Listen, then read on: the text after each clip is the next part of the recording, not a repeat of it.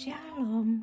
Selamat pagi Bapak Ibu dan anak-anak serta cucu-cucuku yang terkasih dalam Tuhan Yesus Kristus. Selamat bertemu kembali dengan saya Sri Wuryani dari kelompok 9 dalam program Umat Saling Menyapa. Edisi Rabu 6 Agustus 2025. Bapak Ibu dan Saudara, pagi ini saya ingin menyapa dan mengajak belajar bersama tentang sekolah kehidupan atau belajar tanpa berhenti. Sekolah kehidupan adalah sekolah sepanjang masa dan sepanjang umur hidup kita. Sekolah kehidupan sendiri merupakan proses belajar dan bertumbuh di mana setiap pengalaman baik suka maupun duka adalah pelajaran yang Tuhan berikan untuk membentuk karakter dan iman kita. Pembentukan sikap dan karakter dapat terjadi lewat berbagai peristiwa dalam kehidupan. Kita harus mengerti dan menerima apa yang disebut dengan sekolah kehidupan. Sekolah kehidupan ini dapat kita jumpai pada setiap manusia atau setiap orang. Dalam hal ini, kita jumpai dalam kehidupan Daud, kekasih Tuhan, di mana sejak Daud dipilih untuk menggantikan Saul, yaitu setelah ia diurapi, maka Tuhan menyediakan padang gurun, yaitu padang belantara bagi pendidikan Daud. Hal ini tidak dapat dihindari oleh mereka yang benar-benar terpanggil untuk mewarisi keperkasaan dan kemuliaannya, yang akhirnya dipercayai Tuhan untuk menjadi sahabatnya. Dalam Mazmur 78 ayat 70-72, pemazmur mencatat bahwa Tuhan yang memilih Daud untuk menjadi orang kepercayaannya. Sebelum Daud dapat menjadi orang kepercayaannya, Tuhan harus melatih dan mendidiknya di sekolah padang belantara.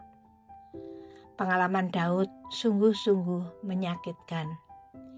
Ia ditolak oleh Raja Saul, yang harga dirinya telah ia selamatkan dengan merobohkan Goliat. Daud juga ditolak oleh bangsanya, yang demi mereka ia pernah mengorbankan nyawa.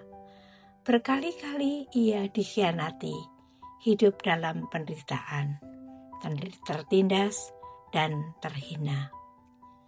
Inilah jalan di mana ia dapat menjadi sosok yang berkenan kepada Tuhan dan pantas dimuliakan. Kalau hanya prestasi menggulingkan Goliat, Daud belum bisa menjadi orang kepercayaan Tuhan.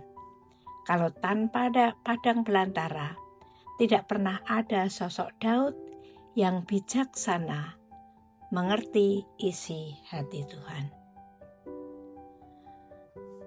Pola yang sama juga Tuhan kenakan bagi kita. Ini adalah hukum kehidupan yang dikenakan bagi orang-orang yang dikasihi Tuhan. Hal ini sesuai dengan pengalaman Tuhan Yesus, di mana Dia harus menunggu 30 tahun untuk diperkenan Bapa melakukan tugas kemesiasannya. Dalam Roma 8 ayat 17 ditulis bahwa kita akan dimuliakan bersama-sama dengan Dia, yaitu jika kita menderita bersama dengan Dia. Penderitaan yang dialami ini bukan demi penderitaan itu sendiri. Maksudnya bahwa jika kita harus menderita, ya memang harus menderita. Tetapi di balik penderitaan itu, Tuhan hendak mengkikis semua unsur-unsur negatif dalam hidup kita, agar kita diperkenankan masuk dalam kemuliaan.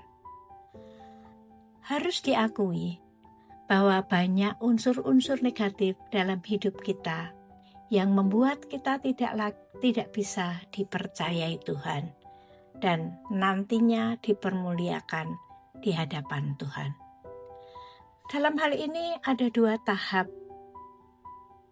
pembentukan Tuhan. Pertama, kita didewasakan untuk dapat mengambil bagian dalam pelayanan. Kedua, penderitaan dalam pelayanan atau salib dalam pelayanan agar kita layak dipermuliakan. Itulah sebabnya Tuhan Yesus berkata, barang siapa mau mengikut Yesus, ia harus menyangkal diri dan memikul salib. Dapat dibaca dalam Matius 16 ayat 24. Dibutuhkan padang belantara yang dapat membangun karakter seorang pelayan yang baik dan pemimpin di kemudian hari. Tuhan paling mengenal kita. Padang belantara macam apakah yang diperlukan untuk menanggulangi karakter kita masing-masing yang sangat khusus. Sikap yang harus kita miliki adalah sikap yang diajarkan kepada kita, yaitu menyerah kepada pembentukannya. Bapak Ibu, demikianlah sapaan saya pagi ini. Mohon maaf apabila ada hal-hal yang tidak berkenan.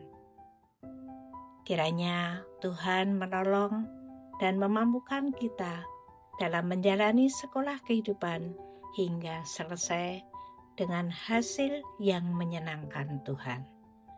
Selamat pagi, selamat beraktivitas. Tuhan Yesus memberkati. Amin.